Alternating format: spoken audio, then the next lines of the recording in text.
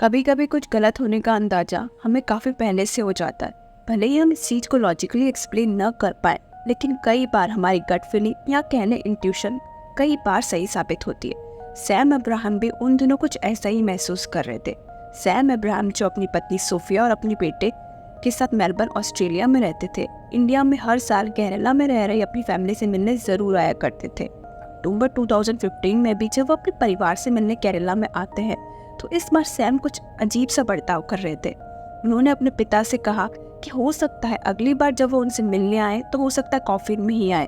उनके पिता ये सुनकर काफ़ी गुस्सा हो जाते, लेकिन बाद में उन्हें लगता है कि सैम अपने परिवार से दूर रह रहे हैं, इसलिए ऐसा महसूस कर रहे हैं। अब सैम और उसका परिवार 11 अक्टूबर 2015 को मेलबर्न ऑस्ट्रेलिया वापस लौट जाता है। शॉकिंगली इसके सिर्फ 3 दिन बाद ही सोफिया, जो सैम की पत्नी है, केरला फ़ोन कर बताती है सैम के पिता को कि सैम की मृत्यु हो चुकी है।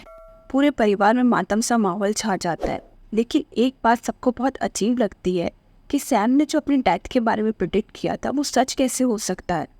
सोफिया ऑस्ट्रेलिया में अकेले ही सारा पेपर वर्क करके सैम की डेड बॉडी को इंडिया लेकर आती है। इस प्रोसेस में 2 से 3 दिन का वक्त लग जाता है और अक्टूबर 18 को सैम की डेड बॉडी को लेकर सोफिया, सोफिया की बहन और सैम और सोफिया का 6 साल का बेटा इंडिया आते हैं।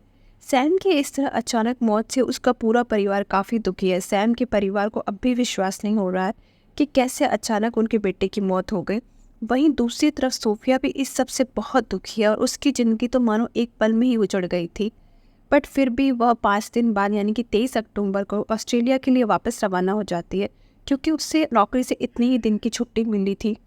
भले ही सोफिया ऑस्ट्रेलिया चली गई हो, लेकिन फिर भी वो फ़ोन करके अपने इन लॉ से बातचीत किया करती थी। सोफिया की मदर इन लॉ का कहना था कि सोफिया हमेशा उनके लिए एक बेटी की तरह ही थी।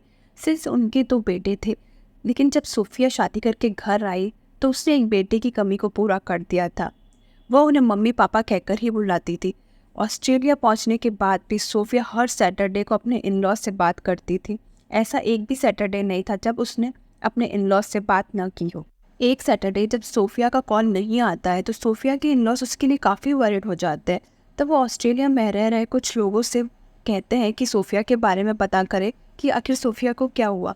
तब उन्हें पता चलता है कि ऑस्ट्रेलिया में सोफिया को अरेस्ट कर लिया गया है, वह भी सैम की हत्या के गुनाह में। अब जैसे ही सोफिया की गिरफ्तारी का उन्हें पता चलता है, सैम के पेरेंट्स काफ़ी शॉक हो जाते हैं। सैम के पेरेंट्स को सोफिया के बारे में कुछ भी कभी भी सस्पिशियस नहीं लगा था। In fact they were in deep shock कि उन्हें लग रहा था कि ऑस्ट्रेलिया की पुलिस जो भी कह रही है वो गलत कह रही है, शायद वो कहानियाँ बना रही है और सोफिया को फंसाया जा रहा है। अब इस पूरे केस में एक और आदमी का नाम सामने आ रहा था, वो था अरुण कमलासन, जिसका नाम सैम के परिवार ने तो पहली बार ही सुना था। लेकिन ऑस्ट्रेलिया की पुलिस ने कोर्ट में कुछ सबूत पेश किए, जिसके बाद अरुण और सोफिया ने अपना गुनाह कबूल कर लिया था। इसके बाद ऑस्ट्रेलिया पुलिस को एक कहानी पता चलती है, जिससे सुनकर न सिर्फ ऑस्ट्रेलिया पुलिस बल्कि केरला के लोग सुनकर भी हैरान रह जाते हैं। सैम और सोफिया केरल के कारावलूर के कोलम डिस्ट्रिक्ट में ही रहते थे। वह दोनों एक दूसरे के पड़ोसी ही थे। वो एक दूसरे को बचपन से ही जानते थे और दोनों का सिंगिंग में इंटरेस्ट था और लोकल चर्च में क्वायर ग्रुप में भी साथ ही गाया करते थे। यहाँ तक कि उन्होंने कॉलेज भी साथ ही किया था और कॉलेज ख़त्म होते होते ये दोनों एक दूसरे के प्यार में पड़ गए थे और एक दूसरे से शादी भी करना चाहते थे। लेकिन 2003 में MBA करने के बाद सैम तमिलनाडु चले जाते हैं नौकरी करने के लिए और इसी समय सोफिया भी अपना पोस्ट ग्रेजुएशन परस्यू करती है महात्मा गांधी यूनिवर्सिटी कोट्टयम से। और इसी दौरान सोफिया की मुलाकात होती है अरुण कमलासन नाम के एक शख्स से, जो कि इंस्ट्रूमेंटेशन इंजीनियरिंग कर रहा था और इसी वक्त दोनों का अफेयर शुरू हो जाता है। बट सोफिया ने ना कभी सैम को और ना ही कभी अरुण को एक दूसरे के बारे में बताया था। इस सब के बावजूद भी 2008 में सैम और सोफिया एक दूसरे से शादी कर लेते हैं। हालांकि सैम का परिवार शुरुआत में इस शादी के खिलाफ था। हालांकि वो सोफिया को बचपन से ही जानते थे, लेकिन फॉर सम रीज़न सैम के पिता को ये शादी मंजूर नहीं थी। जब सोफिया को यह पता चला कि सैम के घर वाले शादी के लिए नहीं मान रहे, तो वो उन्हें धमकी देती है कि अगर वो सैम से शादी ना कर पाई तो सुसाइड कर लेगी। और इसके बाद सैम का परिवार भी मान जाता है और दोनों की शादी हो जाती है। अब शादी के बाद सैम ओमान नौकरी करने लगते हैं, जहाँ पर सोफिया भी उसके साथ ही रहती है, लेकिन प्रेगनेंसी की वजह से वापस केरला आ जाती है। अब डिलीवरी हो जाने के बाद और उनका बच्चा कुछ बड़ा हो जाने के बाद सोफिया ऑस्ट्रेलिया में नौकरी करना चाहती है, क्योंकि उसकी बहन भी वहीं सेटल्ड है और एक नर्स है और उसकी बहन भी उसको काफ़ी एनकरेज करती है क्योंकि उसने एमएससी की है इलेक्ट्रॉनिक्स में, तो उसे भी नौकरी मिल जाएगी और जल्दी उसे नौकरी मिल भी जाती है। इसीलिए 2012 में सोफिया ऑस्ट्रेलिया के मेलबर्न में अपने 3 साल के बेटे को लेकर चली जाती है। सैम के पेरेंट्स का कहना था कि Sam wasn't that ambitious. Sam अपने परिवार के पास रहकर ही कुछ काम करना चाहते थे ताकि वो कम से कम महीने में एक बार तो अपने परिवार से मिल सके। सैम ने सोफिया को ओमान भी अपने साथ रहने को कहा, पर सोफिया ऑस्ट्रेलिया में ही रहना चाहती थी और सोफिया के ऑस्ट्रेलिया मूव कर जाने के बाद सैम भी 1 साल बाद ऑस्ट्रेलिया में अपनी वाइफ और बच्चे के पास चले जाते हैं। बट सैम के ऑस्ट्रेलिया पहुंचने से पहले ही अरुण भी अपनी पत्नी और बच्चे के साथ ऑस्ट्रेलिया पहुंच जाता है, लेकिन अरुण की फैमिली फिर जल्द ही वापस इंडिया आ जाती है। सोफिया और अरुण दोनों ही मैरिड है और खुश हैं अपनी अपनी फैमिली के साथ, लेकिन फिर भी ये दोनों एक दूसरे से सोशल नेटवर्किंग साइट्स और चैट के जरिए एक दूसरे से बात करते थे। यहाँ तक कि यह भी कहा गया है कि सोफिया का ऑस्ट्रेलिया में मूव होने की वजह अरुण ही था, जिससे वह उससे मिल सके। लेकिन जब सैम भी ऑस्ट्रेलिया आ गया तो अब इन दोनों का मिलना मुश्किल हो गया, पर इसके बावजूद भी सीक्रेटली ये दोनों एक दूसरे से बातचीत करते रहते थे।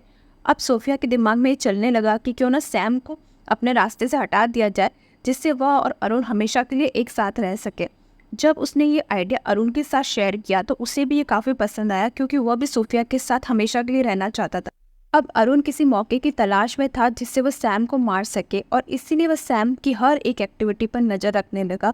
एंड ऑफ कोर्स सोफिया इसमें इसकी मदद करती थी। अब फरवरी 2015 में अरुण किसी मेट्रो स्टेशन के बाहर अपनी ही कार में किसी का इंतजार कर रहा था।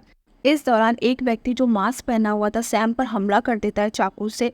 हालांकि इस हादसे में सैम बच जाता है, लेकिन फिर भी उसकी नेक और चीक्स पर काफ़ी चोटें आई होती है। और फॉर्चुनेटली अरुण भी नहीं पकड़ा जाता है, क्योंकि उसने मास्क पहना हुआ था, तो पुलिस उसे आइडेंटिफाई नहीं कर पाती है। जब सैम हादसे से बच जाता है और घर आता है तो सोफिया इस बारे में अरुण को बताती है, और ये दूसरे मौके और तरीके तलाशने लगते हैं ताकि सैम को अपने रास्ते से हटाया जा सके। इस दौरान वो कई तरह की प्लानिंग और प्लॉटिंग करते हैं, लेकिन अक्टूबर 14, 2015 को सैम के लिए सोफिया एक एवोकाडो शेक बनाती है जिसमें उसने बेहोशी की दवा मिलाई होती है।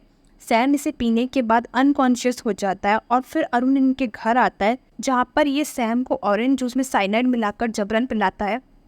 अब ये सुनिश्चित करने के बाद कि सैम मर चुका है, अरुण अपने घर चला जाता है, और इसके बाद सैम जिस बेड पर लेटा होता है उसी पर सोफिया और उसका बेटा भी सो जाते हैं। और जैसे ही सुबह होती है सोफिया जोर जोर से रोना शुरू कर देती है, और इसका रोना सुनकर आसपास के पड़ोसी भी इकट्ठा हो जाते हैं और सैम को हॉस्पिटल ले जाया जाता है, जहाँ पर डॉक्टर उसे मृत घोषित कर देते हैं। और सोफिया फिर से रोने लगती है। ऑफकोर्स शी वॉज एक्टिंग, और तभी वह अपने इन लॉज को फ़ोन करके बताती है कि सैम मर चुका है।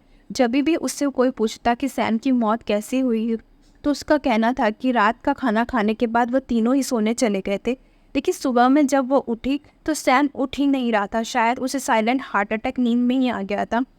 सोफिया सैम की डेड बॉडी को लेकर जल्द से जल्द इंडिया आना चाहती थी, क्योंकि उसे पता था कि अगर ऑटोप्सी ऑस्ट्रेलिया में हुई तो मौत की वजह सामने आ सकती है। इसलिए उस हॉस्पिटल के डॉक्टर सोफिया की बात मान लेते हैं और हॉस्पिटल में सैम के मरने की वजह हार्ट अटैक ही बताई जाती है। सोफिया भी जब सैम की डेड बॉडी को लेकर इंडिया आती है तो उस पर कोई भी ज़रा सा भी शक नहीं करता। तो फिर सोफिया और अरुण को कैसे पकड़ा जाता है, इसका प्रोडा क्रेडिट जाता है ऑस्ट्रेलिया स्टेट की पुलिस को। जब सैम की डेथ हुई थी तभी ऑस्ट्रेलिया पुलिस के कुछ ऑफिसरों को यह नेचुरल डेथ नहीं लग रही थी, उनके कुछ डाउट्स थे इस डेथ के बारे में, इसीलिए वह सोफिया पर नज़र रखने लगते हैं। और अक्टूबर में ही सोफिया ने सैम के अकाउंट से सारा पैसा अपने अकाउंट में ट्रांसफ़र किया था, पर पुलिस ने इस पर कुछ ज़्यादा ध्यान नहीं दिया, क्योंकि सोफिया तो सैम की वाइफ थी, कैसे भी कर पैसा उसे ही मिलना था। लेकिन जब सोफिया ने सैम की कार अरुण के नाम पर की तब पुलिस काफ़ी चौकन्नी हो गई। पुलिस अरुण पर नज़र रखने लगी, लेकिन पुलिस ने कभी भी सोफिया से डायरेक्ट जाकर कोई इन्वेस्टिगेशन नहीं की थी अभी तक। तो सोफिया को लगने लगा कि वह यह गुनाह करके बच गई है। इसी दौरान एक अंडरकवर पुलिस ऑफिसर अरुण से दोस्ती कर लेता है और दोनों अच्छे दोस्त भी बन जाते हैं, और अरुण को भी कोई शक नहीं होता कि यह एक शख्स एक पुलिस ऑफिसर है। इसी वक्त सोफिया और अरुण के फ़ोन कॉल्स भी रिकॉर्ड किए जाते हैं, और इतनी मेहनत के बाद पुलिस को एक दिन ऐसे कॉल्स की रिकॉर्डिंग मिलती है जिसमें वह एक दूसरे से कहते हैं कि इतना वक्त बीत गया है और अभी तक हमें किसी ने नहीं पकड़ा है, और फाइनली हम एक दूसरे के साथ रह सकते हैं। अब इससे पुलिस को यह क्लियर हो जाता है कि सैम के मर्डर के पीछे का मोटिव है लव ट्रायंगल। कुछ दिन बाद पुलिस को एक बेहद अहम जानकारी अरुण से ही मिलती है। शराब के नशे में अरुण अपने पुलिस ऑफिसर दोस्त को बताता है कि उसने किसी का कत्ल किया है, वो भी ऑरेंज जूस में साइनाइड मिलाकर, और कैसे पुलिस उसे अभी तक गिरफ्तार नहीं कर पाई है।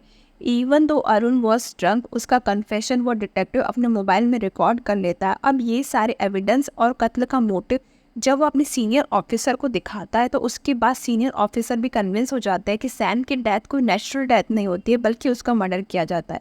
इसके बाद ऑर्डर दिया जाता है कि सैम की बॉडी को कॉफिन से निकालकर उसकी जांच की जाए ताकि मौत की असल वजह पता लगाई जा सके। जब सैम की टॉक्सिकोलॉजी रिपोर्ट आती है तो उसके ब्लड और लीवर में साइनाइड पाया जाता है, जिससे ये कंफर्म हो जाता है कि उसकी मौत मर्डर ही है।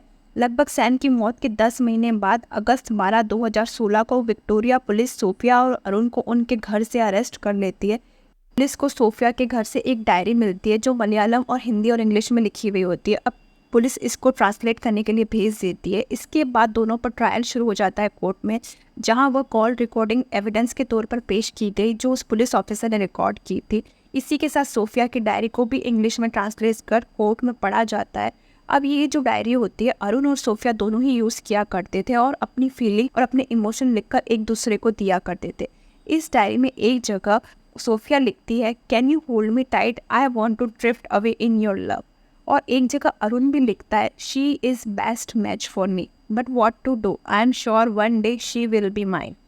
इसके बाद जब कोर्ट ने अपना फैसला सुनाया जिसमें अरुण को 24 साल की सज़ा सुनाई गई और सोफिया को 20 साल की सज़ा सुनाई गई। इस ट्रायल के दौरान सोफिया काफ़ी मायूस हो जाती है और रोने लगती है जज के सामने और विनती करती है कि उसका एक छोटा बेटा है, इसलिए उसे सज़ा में कुछ तो रियायत मिलनी चाहिए।